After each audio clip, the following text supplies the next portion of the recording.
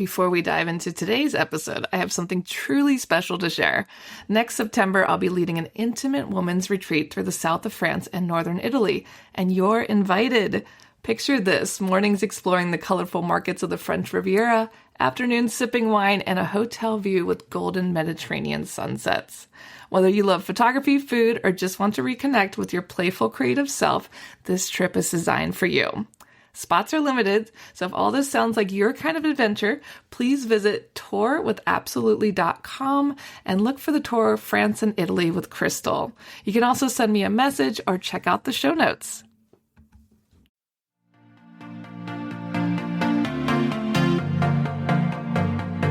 Hey guys, my name's Crystal Kenny, and I'm in love with creating. All things artistic and imagination involved. I'm an American girl who chased her creative dreams all the way to Paris, France, making a living using photography. This podcast takes you inside the stories of all the artsy folks I've met along the way and gives you that extra push to discover your creative gifts. The desire to create is deeply inside each and every one of us, and I give you the tools and inspiration to find a new way of living a more creative life. This is La Vie Creative, the podcast.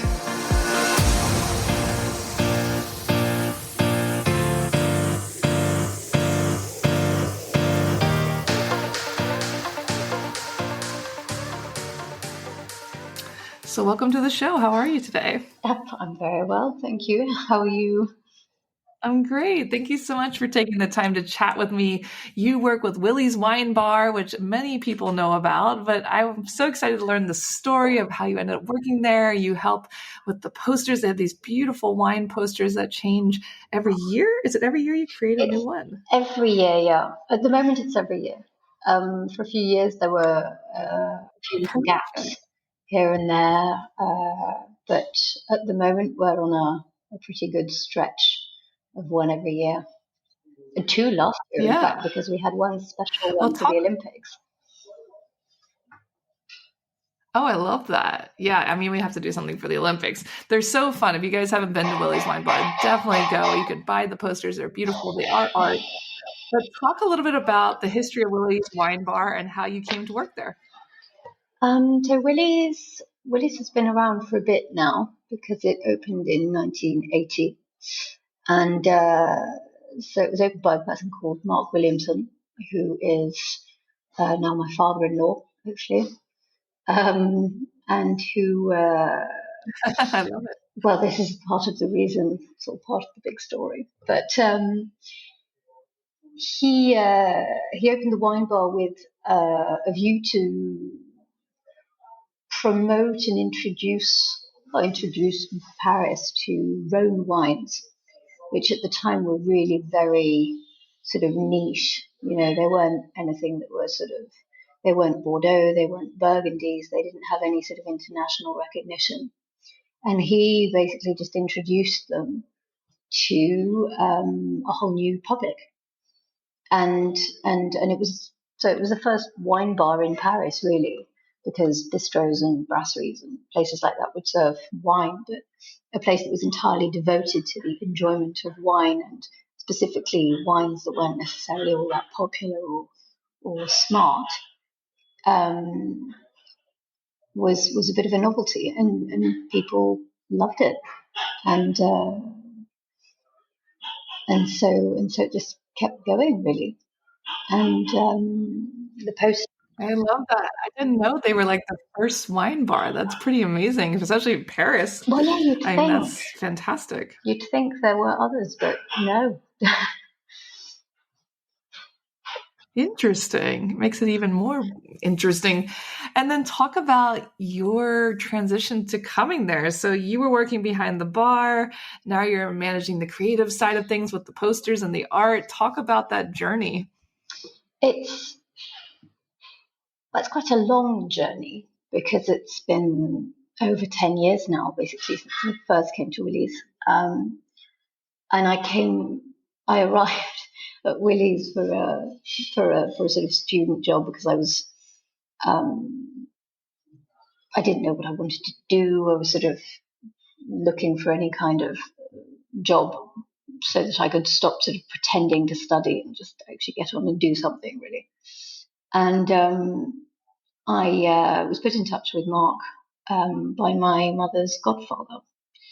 And so I came along and got the job and was completely useless to everything. And then gradually just never left.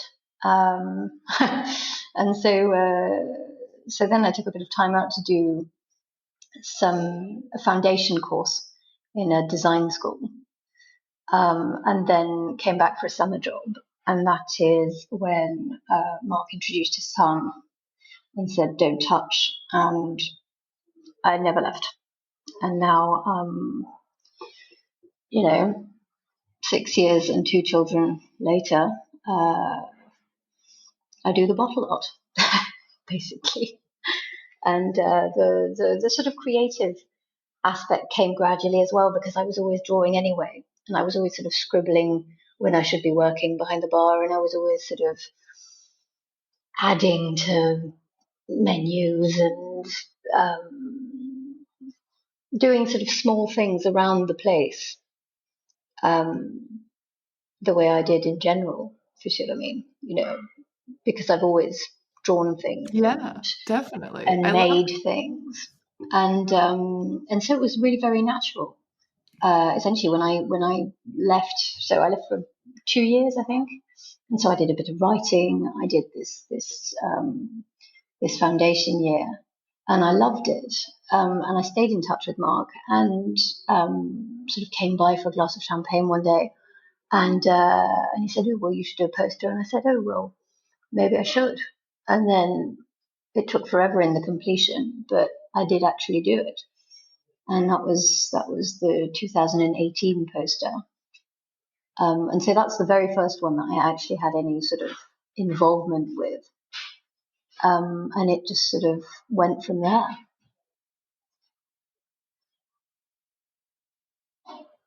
Yeah, talk about what inspired that first poster and what that process was like.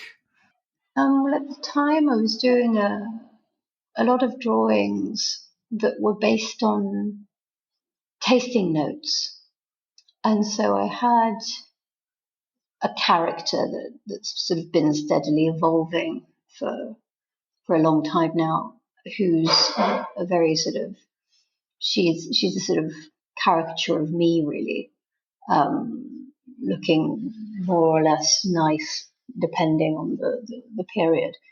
But she, I found that this character, who's fairly sort of faceless, she's more like a silhouette, and she adapted quite well to all sorts of tasting notes.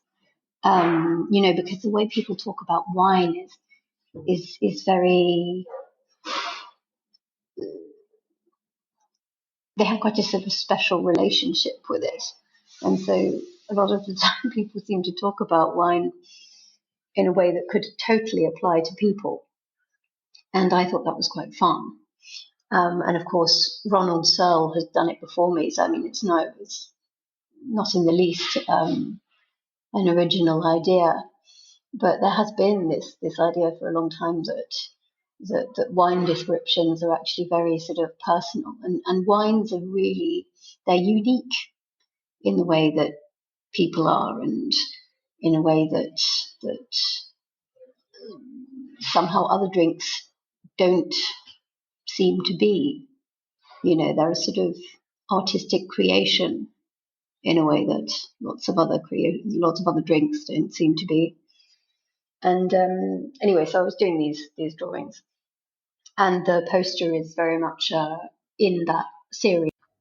So talk a little bit more about how from that start the posters evolved. I mean, now you work with other artists and you help to choose the themes. Like, how did it evolve to what it is today? Well, the thing about the bottle art is that it's always had the same theme. And I think that's the sort of big strength of it, because it really is just, it's a big collection that, because we don't sort of replace the previous poster. We're really adding to a collection. So we've just got, from the very first, it's just, we're running out of wall space now. There's just a poster everywhere you look. but they all have the same theme, which is essentially just the sharing and the shared enjoyment of wine, and the sort of social aspect of wine. It's not so much about the look of wine, or I don't know. It's the joy, really. And so every single different artist has just been given that directive and has run with it, and every one of them with great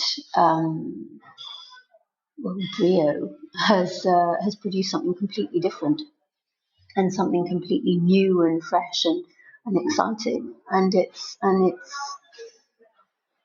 well, it's really very exciting with no sort of, or very little sort of involvement from us, uh, really, and that's what's sort of that's what's great about it. It's almost like a sort of collection of people coming together to celebrate wine in a radically different way each time, and in a way that really speaks to people and that they can share and that they can take away with them as well.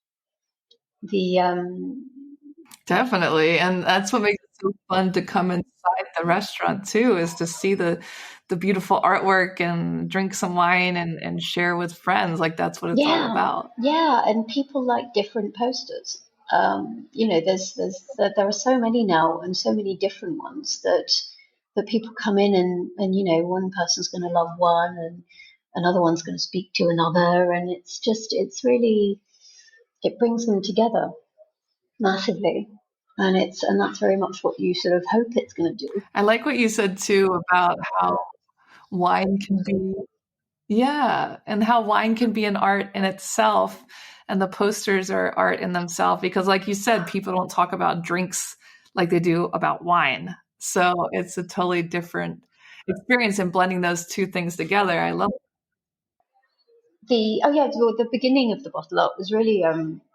Mark really loved this design by Cassandre, and Cassandre was just, he was a really great, he was the poster designer from the 1930s, and so this particular image hadn't been sort of claimed particularly by anyone, and so that was to become the first Willi's wine bar poster, and that was in 1982. And since then, every single poster that's been made has been commissioned, specially. And what's fun is that some artists have come themselves to say, right, I want to do a Willi's wine bar poster. I must do a Willi's wine bar poster.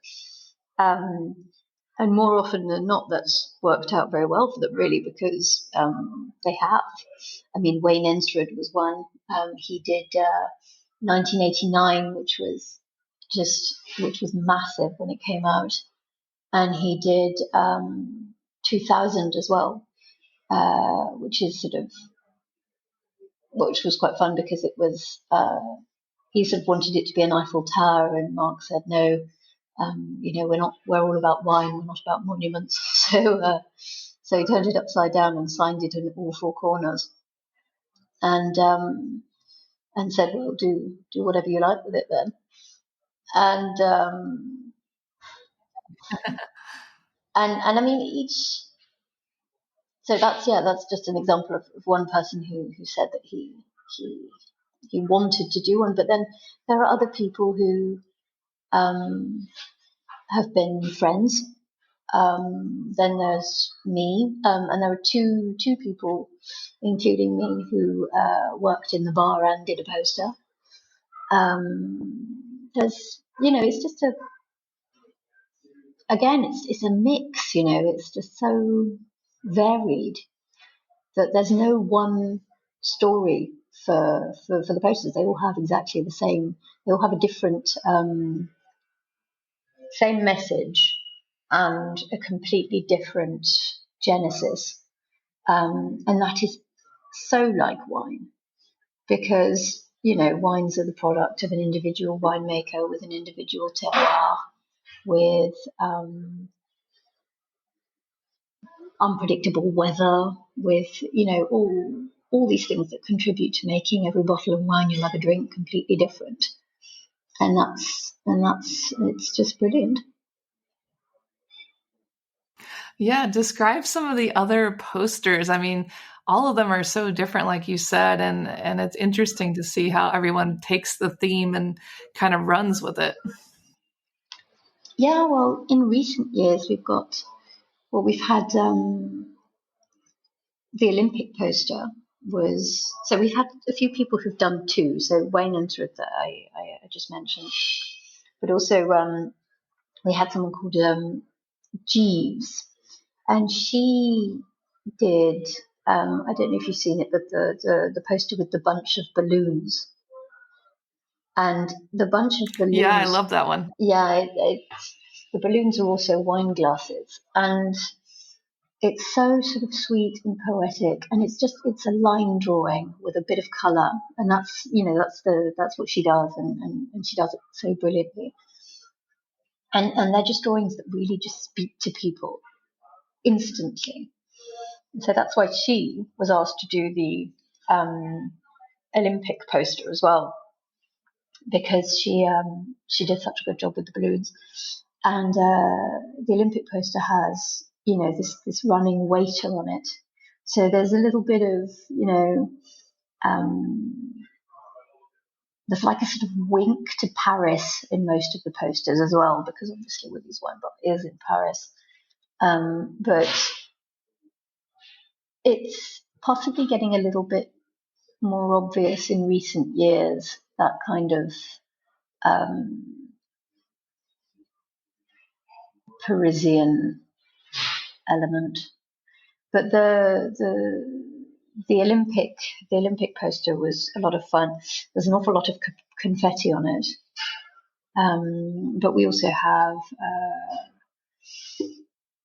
Jeffrey Fisher, who is last year's sort of non-Olympic poster, and he has an Eiffel Tower.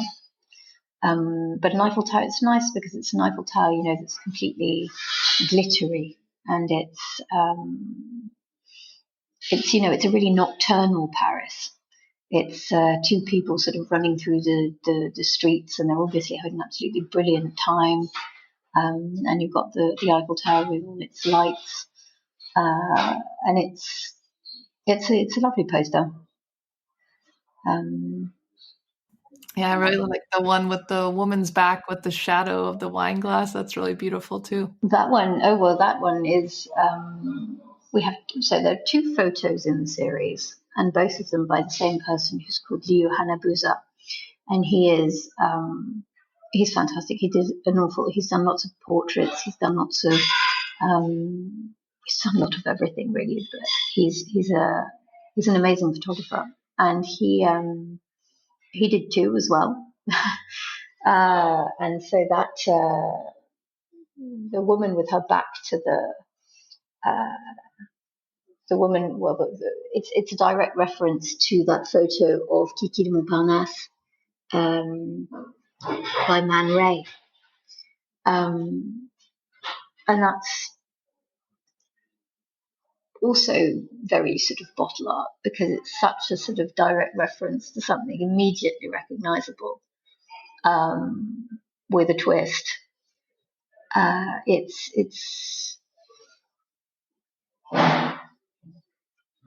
a violon d'ingres is something where you have a great specialization, even though it's not your main job. And bottle art's a bit like that. It's a bit of a violon d'ingres. It's like a sort of very important sideshow. Yeah, it's like a book by its cover, right? Like people are judging a wine by its cover a little bit. Mm, yeah, there's an element of that, but also it's just um, it's just pleasure, really. It's something to look at and enjoy with your eyes while you're enjoying something while you're enjoying drinking something. It's it's part Yeah, of a sort it's a of mix whole of experience, feeling. and it's something that Yeah. is a lot of fun, but is also done very seriously. The And making what do of you art. hope to do? And with the posters, what's the future? Like, do we want them to evolve differently? Do we always just let the artists have fun and create what they want? Like, what does the future look like? Ooh. Well, currently we have someone who used to be a monk designing a poster. So nothing. I mean, nothing's set in stone. Nothing's on the wall until it is. But there's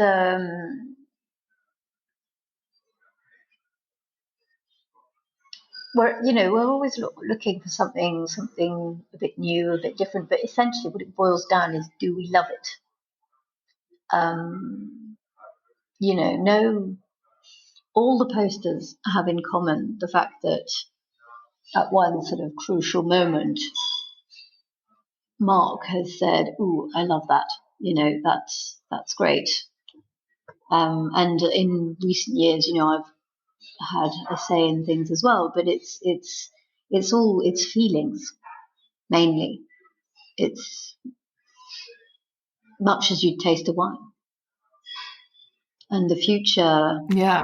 is hopefully full of exciting artists that we probably haven't met yet, showing their own unique perspective on what it is to enjoy a lovely wine with friends. And how do artists like get in touch? How do they like submit? In lots of different ways. I mean, some word of mouth a lot of the time. And of course, artists know artists know artists, and they're all part of, um, various networks, or they're sort of connected via agents, and so as I was saying, some people who've made posters have worked behind the bar. Mark's daughter uh, did a poster too. That's a sort of organic um, approach, as it were. But then there are people who've been friends, I'm sure there's been a client or two.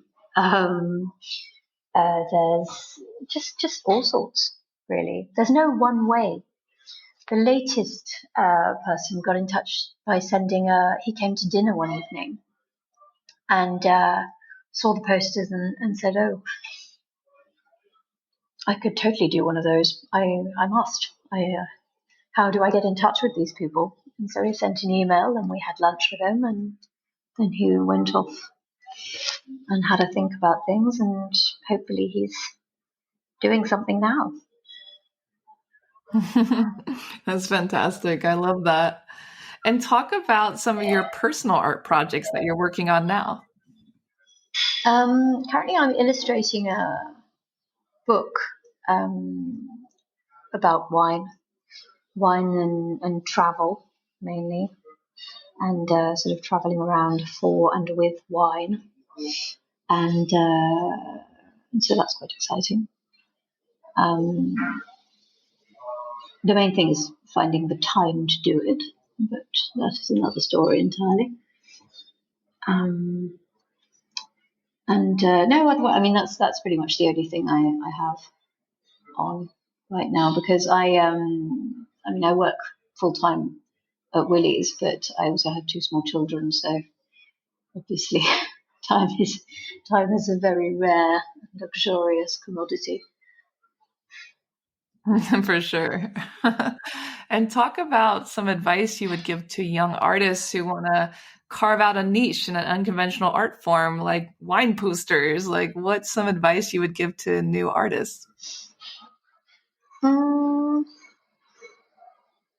I'd say it's the most useless advice in the world, really, but just, do things, really.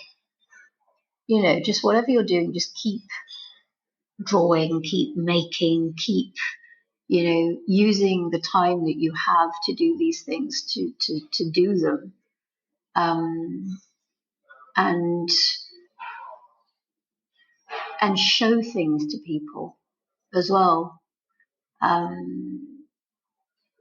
Give them a sort of outside existence as much as you possibly can, and use that to sort of fuel what you're going to be doing next, in a way. Yeah, that's great advice. Like, get in action and don't be shy about sharing your work, because I think a lot of people are shy in the beginning to share anything. Well, And yes, how would you define creativity? Yeah, what were you saying? no, I was just going to say that there's a great sort of stress, especially if you happen to be someone who is creative in any way. There's a big stress on the quality of what you're producing, and obviously that's important. I'm not, saying it isn't, but everyone has to start somewhere, and people did not. You don't just sort of suddenly. You're not just born an amazing painter. You become one after lots and lots of work and trial and error, and that's just the way things work. And I feel like we live in a very we live in an age of speed, and we're bombarded with images of sort of perfection, be it physical or creative or sort of computer generated or whatever. And that's extremely misleading for someone who's building their own sort of aesthetic feel, their own, and who's on a sort of creative journey of their own. I think it's very daunting, and so just doing things without necessarily taking every possible shortcut is quite important. Yeah, I think that's great advice, because, like you said, with the age of the internet, it's constantly in our face. Things are perfect. People are having their best life. But it's like, no, you have to take those steps. You have to do the work. You have to make mistakes, and that's Yeah, okay. Like, growing. yeah, and it's important to stress it as well now. What with AI doing what it's doing, never has sort of creative talent and creative work been more devalued. If a computer can write for you, if a computer can paint for you, if a computer can make a photo for you without you even having to get someone to pose, then what's the point? You know. But it's very Yeah, important to remember that there is a point. exactly. There's a soul in the work. A computer doesn't have a soul. So, yeah, Not keep yet, going, anyway. guys. Not yet, not yet. And how would you define creativity in your own words? I think a lot of it's a sort of gratuitous desire to make things, really. Um, I think for me, it's that anyway. It's Yeah. yeah, it's just it's a reflex. I couldn't agree more. It's they're doing it for the sake of doing it, and like you said, a reflex, and yeah, you just take it on because you want to, because it's there and you got to get it Yeah, out. yeah, and working with Olivia, so Mark's daughter, on the Circle books was very interesting in that way because she's extremely creative. She really um, she's extremely sort of artistic as a person, and she's always got a slightly different way of looking at things. And I mean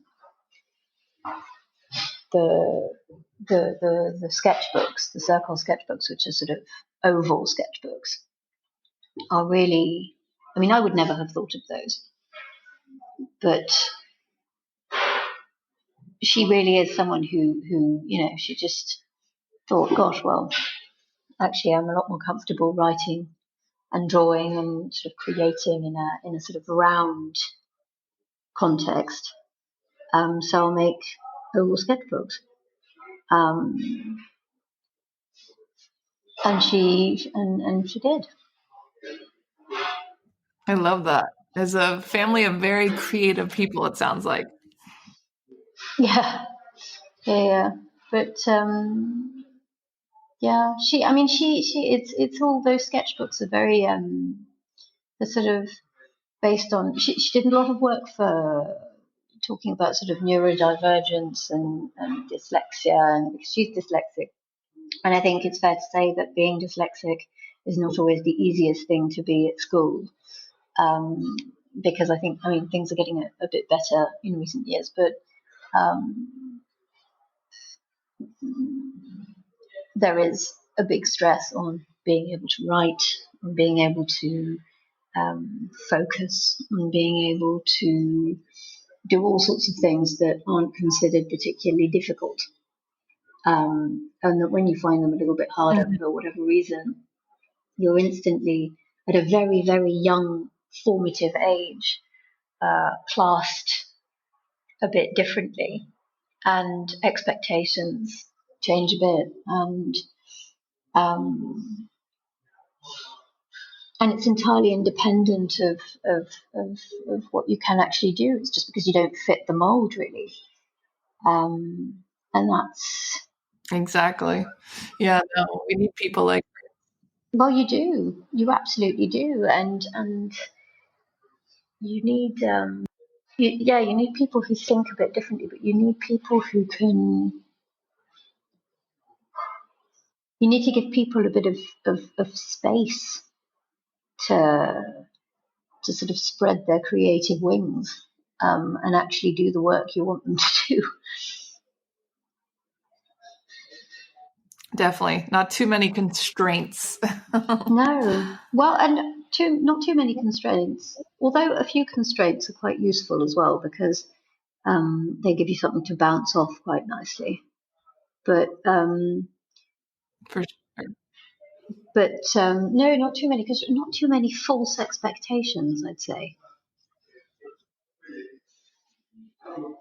Yeah, definitely. I think that is a beautiful note to end on. And where can people check out Willi's Wine Bar, check out the posters, learn what you guys are doing? Well, we are online.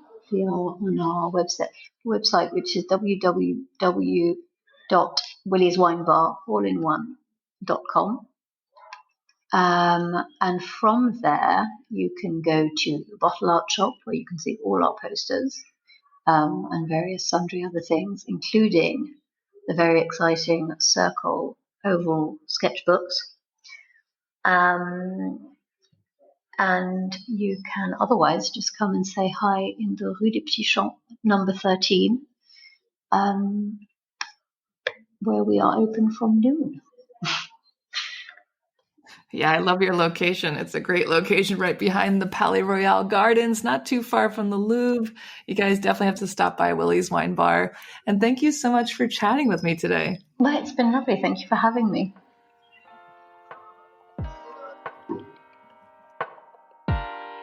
Thanks so much for tuning in to La Vie Creative. You can find more information on MissParisPhoto.com. And if you enjoyed this show, please feel free to share and spread the word for all my creative guests. We have the power to help them to keep doing what they love. See you next time.